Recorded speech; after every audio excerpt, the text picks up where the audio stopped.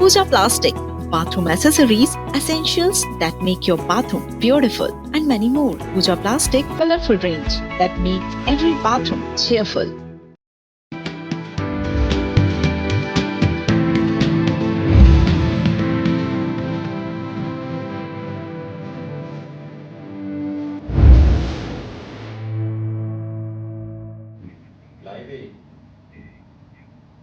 नमस्कार, आप देख रहे हैं IBC 24 और मैं हूं आपके साथ शुभांगी ठाकुर। सेहत से जुड़े हमारे खास कार्यक्रम हेल्थ गुरु में आप सभी का बहुत स्वागत है। आज के हमारे एपिसोड में हम बात करेंगे कैंसर की।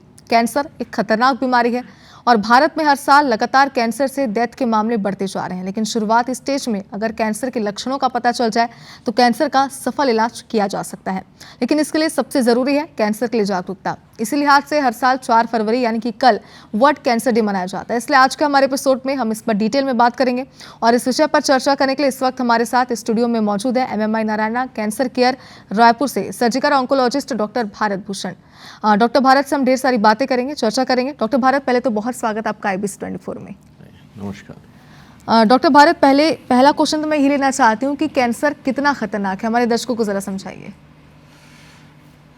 कैंसर दिन प्रतिदिन भारतवर्ष में बढ़ता जा रहा है। करीब 15 लाख लोग हर वर्ष कैंसर की चपेट में आ जाते हैं। लगभग 15 लाख लोगों की मृत्यु हर साल होती है। ठीक है, युवा वर्ग को जो 40 वर्ष से कम हैं उनको ही लगभग 20% कैंसर के मामले होते हैं। ठीक है, और दशक दर दशक ये इंसिडेंस बढ़ता जा रहा है। बिल्कुल डॉक्टर भारत, एक बात ये भी, जैसे कि हमने अपने शो में शुरुआत में ही कहा कि अगर लक्षणों की पहचान सही समय पर की जा सके तो उसके बाद जो भी ट्रीटमेंट होता है उन्हें करना कहीं ना कहीं आसान हो जाता है और आप कैंसर से लड़ भी सकते हैं। इसलिए ज़रा ये बताइए कि इसके शुरुआती लक्षण कौन से होते हैं जिसे बिल्कुल भी नज़रअंदाज नहीं करना चाहिए, लापरवाही नहीं बरतनी चाहिए। जी, तो कैंसर के जो लक्षण हैं, एक तो कुछ जनरल सामान्य लक्षण हो सकते हैं, जैसे लगातार वज़न का कम होना या भूख ना लगना और रात को स्वेटिंग होना या पसीना आना, खाना निगलने में परेशानी होना। बहुत सारे लक्षण जो हमारा साइट स्पेसिफिक है, डिजीज़ स्पेसिफिक है, उससे रिलेटेड होते हैं। जैसे मुंह में छालों का होना। मुंह के कैंसर की शुरुआत ज़्यादातर मुंह के छालों से होती है। पेशेंट हमारे पास ज़्यादातर मुंह के छालों के कंप्लेन से आते हैं और सामान्य तौर पर वो दर्द रहित होते हैं। ठीक है, उसके बाद कुछ और साइट स्पेसिफिक लक्षण हो सकते हैं, जैसे मल से खून आना और पेशाब में खून आना, खाना निगलने में तकलीफ़ होना, आवाज़ में बदलाव, आवाज़ का मोटा हो जाना अचानक से जिसका और कोई कारण ना हो, शरीर में गांठ जिसमें दर्द ना होता हो, जो कि नया गांठ हो, जो पुराना नहीं हो हमारा, तो ऐसे गांठ का होना जो नए हों और लगातार बढ़ रहे हों, वो कैंसर की तरफ संकेत कर सकते हैं। बिल्कुल डॉक्टर भारत, लेकिन एक मेंटेलिटी है लोगों की हमारे देश में खास तौर पर कि कैंसर जानलेवा हमला होता है। लेकिन कहीं ना कहीं डॉक्टर्स एक्सपर्ट से कहते हैं कि आज की डेट में ऐसा बिल्कुल भी नहीं है, ये जानलेवा नहीं है, क्योंकि ट्रीटमेंट की बहुत सारी तकनीकें आ चुकी है और अगर आप सही समय पर इलाज कराते हैं तो एक्सपर्ट्स आपको पूरी तरीके से ठीक भी कर सकते हैं। ये जो गलत फहमी है, इसे आप कैसे दूर करेंगे लोगों की? तो सर्वप्रथम तो मैं कहना चाहूँगा कि कैंसर मीन्स डेथ सेंटेंस नहीं है। ठीक है, कैंसर अगर पहली स्टेज में डिटेक्ट होता है तो लगभग 90 से 95% तक लोग पूरी तरीके से इससे क्योर हो जाते हैं। सेकेंड स्टेज में लगभग 70 से 80% तक लोग पूरी तरीके से ठीक हो सकते हैं। थर्ड स्टेज और फोर्थ स्टेज में ये जो नंबर्स हैं कम होते जाते हैं, मगर उन पेशेंट्स को भी लंबे समय तक बीमारी को कंट्रोल में रख के एक अच्छा जीवन दिया जा सकता है। तो कैंसर अगर किसी को है तो निराश होने की बिल्कुल ज़रूरत नहीं है, और कैंसर की दिशा में जितनी नए मेडिसिन्स आ रहे हैं, जितनी शोध हो रहा है और दिन ब दिन ऐसे ब्रेक थ्रू रिजल्ट्स आ रहे हैं कि जो एडवांस्ड कैंसर हैं, जो उसमें जैसे इम्यूनोथेरेपी आ गए हैं और टारगेटेड थेरेपी आ गया है, तो इन सब की वजह से जो एडवांस कैंसर है उसमें भी लाइफ बहुत अच्छी हो गई है और बहुत ज़्यादा लाइफ हम प्रोलॉन्ग कर पा रहे हैं। बिल्कुल डॉक्टर भारत, लेकिन एक बात ये भी है, जैसे कि हम शुरू से ही कह रहे हैं कि कैंसर का अगर उसकी पहचान जल्दी की जाए ट्रीटमेंट आसान होता है। ऐसे में दर्शकों को ये भी जानना जरूरी है कि अगर वो लापरवाही बरतते हैं, लक्षणों को नज़रअंदाज करते हैं, तो ये उनके लिए कितना खतरनाक साबित हो सकता है, और अगर जल्दी पहचान की जा सकती है तो ट्रीटमेंट कितना अच्छे से पॉसिबल है। यस, तो जैसा कि मैंने बताया कि कैंसर शुरुआत में दर्द रहित होता है, ठीक है, और दर्द ज़्यादातर कैंसर में थोड़ा एडवांस स्टेज पे आता है। जैसे मुंह के छाले हैं, बहुत छोटे रहेंगे, दर्द नहीं रहता। पेशेंट हमारे पास तब आता है जब उनको दर्द होने लगता है। वैसे ही बच्चेदानी का कैंसर, जो कि बहुत कॉमन है इंडिया में, महिलाओं में एक प्रकार से दूसरे नंबर पे आता है, और उसमें भी शुरुआत में दर्द नहीं होता, मगर और जब वो शुरुआत में आ जाएं, जब दर्द नहीं है, शुरुआती स्टेज में है, तो केवल एकमात्र सर्जरी से या कोई छोटे इलाज से ही उनका पूरा इलाज संभव है, और उनको सारा ट्रीटमेंट लेने की ज़रूरत नहीं है, ठीक है। तो शुरुआती समय में अगर लक्षण हैं तो डरने की ज़रूरत नहीं है। कैंसर से बिल्कुल डरने की ज़रूरत नहीं है। कैंसर को अगर आपको शक है तो उसकी जांच कराने में समझदारी है, ठीक है, जांच कराने में ही समझदारी है, और ये हिम्मत का काम है। जितना जल्दी जांच कराएंगे उतना जल्दी कैंसर में पकड़ में आएगा और उतना जल्दी आप ठीक होंगे। बिल्कुल, तो ये बहुत ज़रूरी है कि समय पर सही इलाज हो जाए। डॉक्टर भारत, कैंसर को लेकर हम आपसे ढेर सारी बातें करेंगे, चर्चा करेंगे, लेकिन क्योंकि जैसे कि हमने जिक्र किया कि कल 4 फरवरी यानी कि वर्ल्ड कैंसर डे मनाया जाता है, इसका मुख्य उद्देश्य क्या होता है? 4 फरवरी सन 2000 से लगातार हर वर्ष वर्ल्ड कैंसर डे मनाया जाता है या ऑब्जर्व किया जाता है।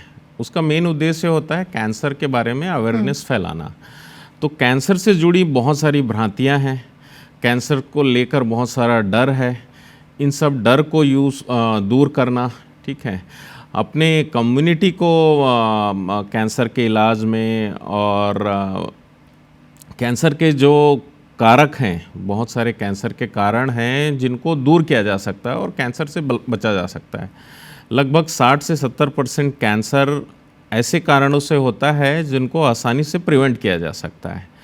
तो उन सब चीज़ों के लिए चेंज लाना, जैसे तंबाकू है, तंबाकू के बारे में जागरूकता फैलाना, और उससे होने वाले कैंसर के बारे में जागरूकता फैलाना, उसके इस्तेमाल को नियंत्रित करना, ये सारे उद्देश्य हैं वर्ल्ड कैंसर डे ऑब्जर्व करने के।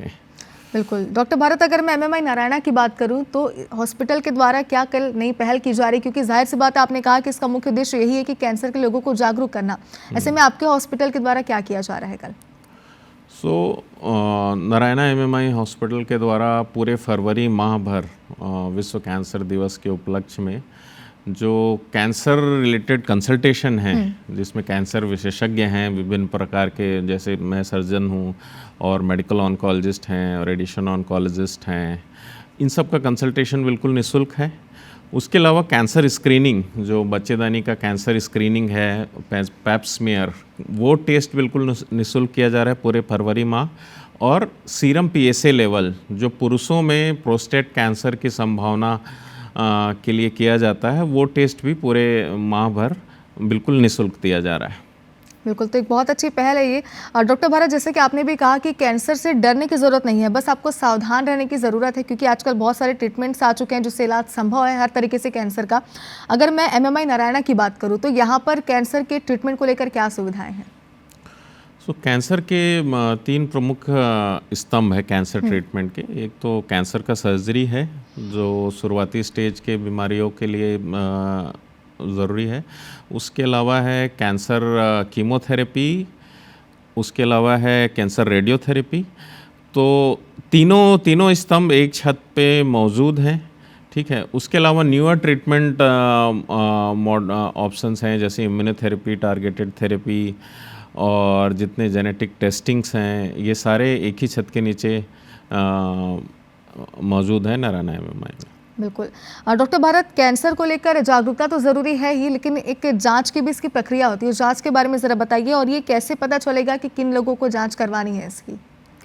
तो जब भी किसी को कैंसर संबंधित लक्षण होते हैं, आमतौर पे जब वो अपने फैमिली फिजिशियन या जनरल प्रैक्टिशनर के पास जाते हैं, तो हमारे पास वो पेशेंट्स रेफ़र कर दिए जाते हैं। शुरुआत में हम लोग उनका क्लिनिकल एग्जामिनेशन करके एसेस करते हैं कि इनको कैंसर का कितना रिस्क है और क्या टेस्ट रिक्वायर होंगे।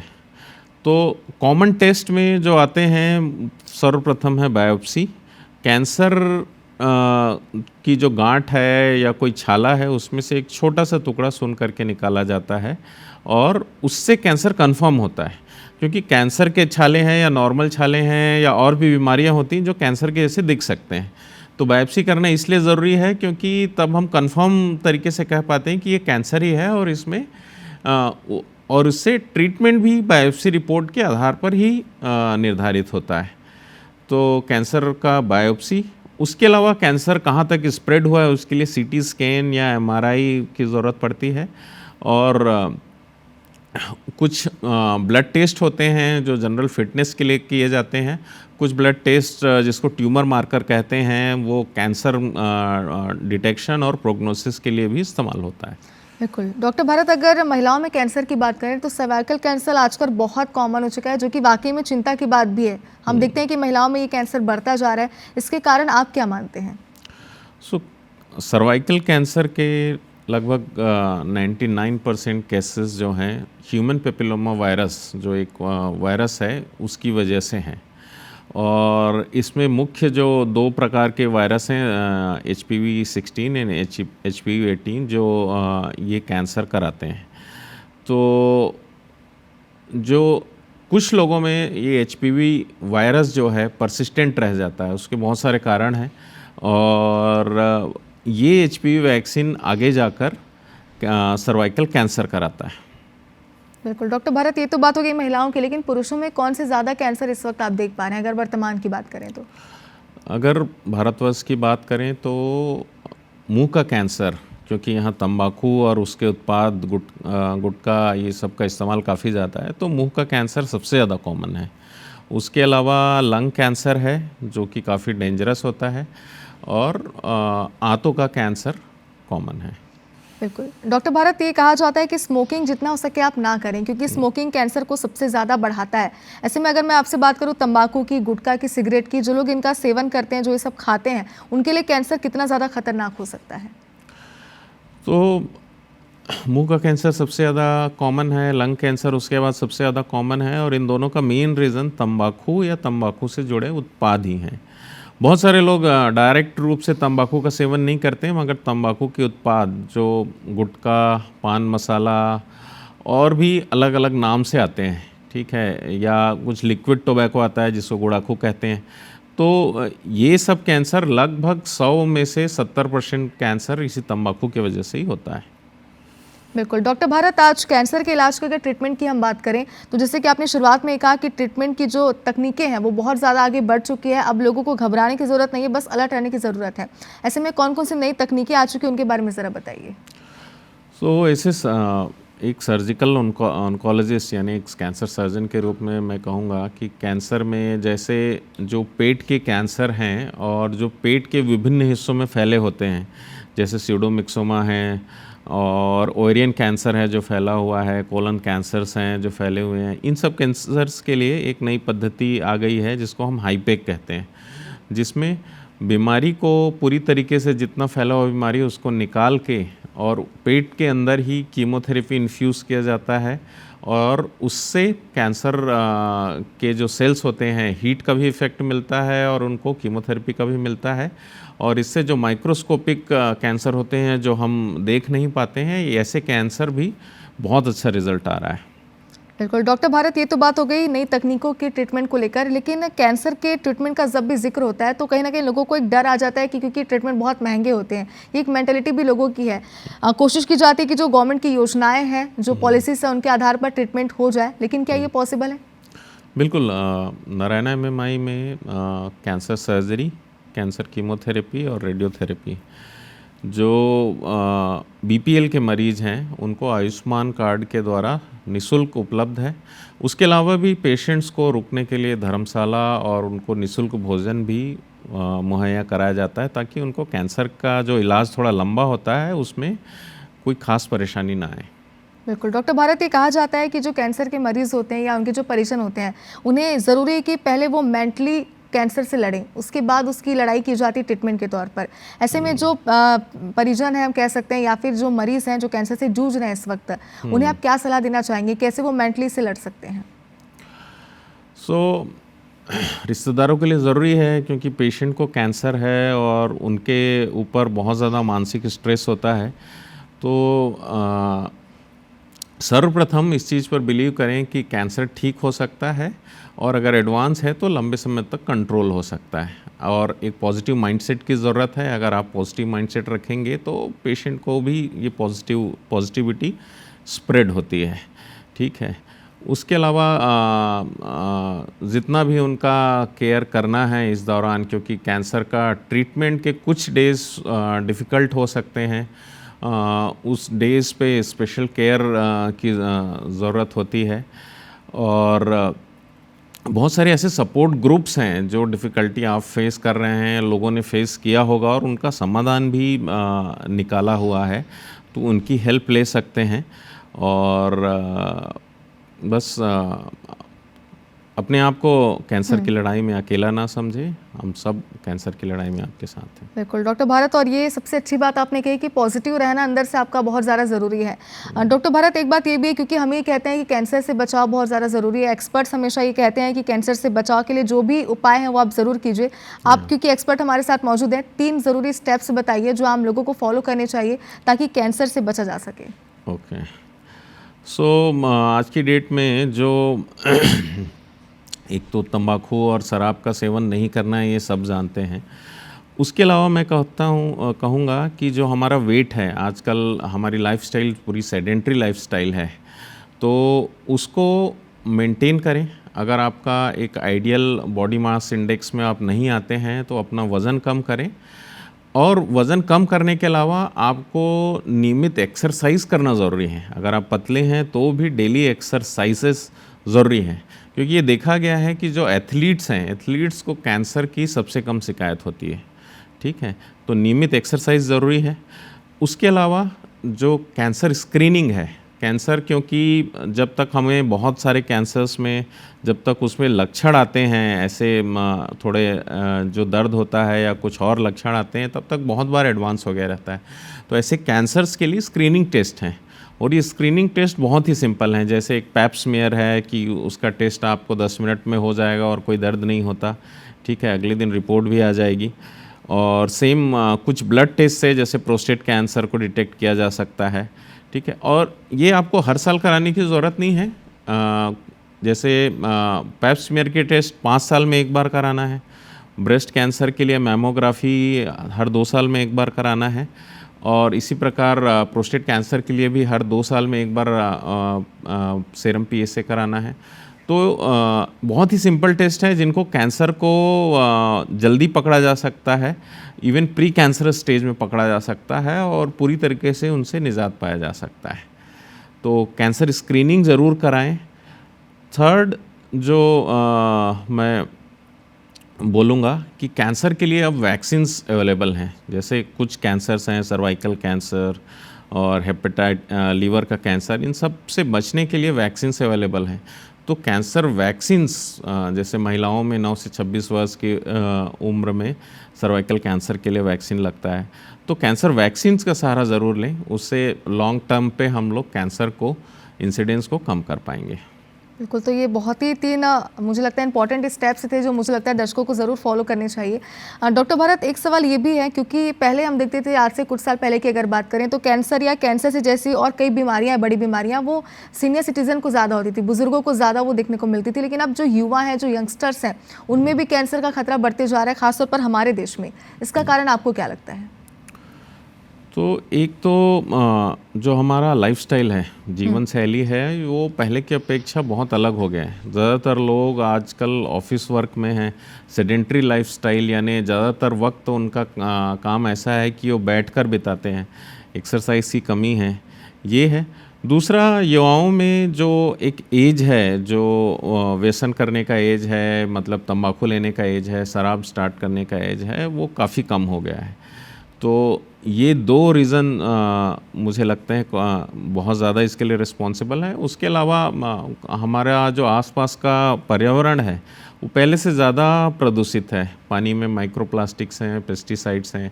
सेम हमारे पास जो हम वेजिटेबल्स यूज़ कर रहे हैं उन सब में भी पेस्टिसाइड्स की मात्रा ज़्यादा है। तो अब प्योर ऑर्गेनिक चीज़ें हमको कम मिल रही हैं। बिल्कुल, तो लाइफस्टाइल कहीं ना कहीं सबसे ज़्यादा इंपॉर्टेंट है और इसलिए कहा जाता है कि आप उसे ठीक रखेंगे तो आप सारी बीमारियों से निजात पा सकते हैं, आप उनसे लड़ सकते हैं। डॉक्टर भारत, अगर ट्रीटमेंट की मैं बात करूं कैंसर की, तो क्योंकि इसके पहले आपने बताया कि बहुत ज़रूरी है पॉजिटिव रहना एक पेशेंट का, लेकिन जब ट्रीटमेंट चलता रहता है, ट्रीटमेंट के दौरान एक मरीज़ को और एक डॉक्टर को किन किन बातों का खासतौर पर ध्यान रखना चाहिए? कैंसर ट्रीटमेंट में देखिए, सर्जरी के दौरान तो पेशेंट हॉस्पिटल में रहता है और हॉस्पिटल में जो नर्सेस होती हैं और जो स्टाफ रहता है उनका ख्याल रखते हैं, उनके ऊपर जिम्मेदारी होती है। सबसे पहले मैं बोलूँगा कि आमतौर पे पेशेंट्स और रिलेटिव के बीच में बहुत सारे मिथ्स होते हैं कैंसर में, कि हम ये नहीं खा सकते और ये सब्ज़ी नहीं खाना है, वो सब्ज़ी नहीं खाना है। सर्जरी के बाद बहुत सारा ये कॉमन मिथ है कि हम लोग कोई खट्टा फ्रूट नहीं खा सकते, जो कि गलत है। कि जो सिट्रस फ्रूट्स हैं, खट्टे फ्रूट्स हैं, वो कैंसर से भी बचाते हैं और इम्यूनिटी बूस्ट करते हैं, बीमारियों से भी लड़ते हैं। ठीक है, हमारा जो वुंड हीलिंग है उससे बेटर ही होता है। तो ये जो ऐसे मिथ हैं जो पुराने समय से बने हुए हैं, उन सबको अपने डॉक्टर से क्लियर करें। ठीक है, उसके अलावा कैंसर इलाज के बाद भी बहुत सारे ऐसे मिथ होते हैं, जैसे पेशेंट को बहुत ज़्यादा आइसोलेट करके रखा जाता है, कोई उनसे टच करता नहीं है, उनके साथ खाना शेयर नहीं करते हैं। तो ऐसे मिथ हैं कि ये फैल जाएगा। तो सबसे पहले तो ये कि कैंसर संक्रमण वाला बीमारी नहीं है, कि अगर किसी कैंसर है उसके साथ बैठने उठने खाना खाने से आपको कैंसर नहीं होगा। ठीक है, तो ऐसे और भी मिथ हैं, जैसे बायोप्सी से लेकर बहुत ज़्यादा मिथ हैं कि लोग कहते हैं कि बायोप्सी कराने के बाद हमारा ट्यूमर फैल गया, जो कि पूरी तरीके से मिथ है। जब तक बायोप्सी नहीं करेंगे तब तक ये कंफर्म ही नहीं होगा कि इनको कैंसर है और कौन से टाइप का कैंसर है। आज मेडिकल साइंस ने इतनी तरक्की कर ली है, तो अलग अलग टाइपिंग हो गई है कैंसर्स की, अलग अलग उन टाइप्स के अकॉर्डिंग ट्रीटमेंट हो गए हैं। अगर बायोप्सी नहीं होगा तो उन जितना मेडिकल साइंस ने अपना प्रोग्रेस किया है, तो उसका लगभग 80% बायोप्सी पे ही बेस्ड है, 80 से 90% मैं बोलूँगा। तो उसके बिना तो आपका इफ़ेक्टिव ट्रीटमेंट, सही ट्रीटमेंट पॉसिबल ही नहीं है। बिल्कुल। डॉक्टर भारत, एक बात ये भी, क्योंकि जो दर्शक इस वक्त हमें देख रहे हैं, जिनके रिलेटिव या वो खुद अगर कैंसर से जूझ रहे हैं, तो आप उन्हें क्या सलाह देना चाहेंगे? क्योंकि कई बार ये होता है कि कैंसर की वजह से, जैसे भी आपने कहा कि मिथ भी होता है, कई बार वो लोग हार जाते हैं मेंटली तौर पर, तो आप उन्हें क्या कहना चाहेंगे? तो जो लोग ऐसा डिप्रेस फील करते हैं, बहुत बड़ा एक रीज़न होता है कि जैसे एक ट्रीटमेंट हुआ, सर्जरी हुई, उसके बाद उनको लगता है ये ट्रीटमेंट लाइफ लॉन्ग चलेगा। तो ऐसा नहीं है। हर कैंसर का एक प्रोटोकॉल बना हुआ है, जो गाइडलाइंस अमेरिका में फॉलो होती है, वही सिमिलर इंडियन गाइडलाइंस भी हैं और उसी के तर्ज पे पूरी ट्रीटमेंट होती है। तो जिसका एक फ़िक्स ड्यूरेशन है, जैसे कीमोथेरेपी लगभग 4 से 6 महीने तक चलती है, रेडियोथेरेपी 1 से 1.5 महीना चलता है। तो उसके बाद आप घर जाकर नॉर्मल जीवन व्यतीत कर सकते हैं। दूसरा, आप मेजॉरिटी आप जो ट्रीटमेंट पार्ट है वो फ्री योजनाओं के द्वारा कवर कर दिया गया है। तो एक फाइनेंशियल वरी नहीं होना चाहिए कि हम कैसे कराएंगे। उसके अलावा भी बहुत सारे सपोर्ट ग्रुप्स हैं, जिन लोग जो ये मुहैया कराते हैं, ट्रांसपोर्ट में हेल्प करते हैं और न्यूट्रिशन के लिए हेल्प करते हैं, और इवन उनके जब तक कैंसर इलाज चल रहा है, एक ऑक्यूपेशन के लिए भी हेल्प करते हैं। बिल्कुल डॉक्टर भरत, और जैसे कि आपने कैंसर को लेकर जितनी बातें हमसे साझा की, इतना तो हम समझ चुके हैं कि कैंसर से डरने की ज़रूरत नहीं है, लेकिन सावधान रहने की आपको बहुत ज़रूरत है। बहुत शुक्रिया हमसे बातचीत करने के लिए। धन्यवाद। और इसी के साथ हमारी खास पेशकश में फिलहाल इतना ही। आप अपने साथ साथ अपने परिवार वालों की सेहत का भी ध्यान रखिए, क्योंकि सेहत से बड़ी पूंजी और कुछ भी नहीं है। हमें दीजिए इजाज़त। नमस्कार।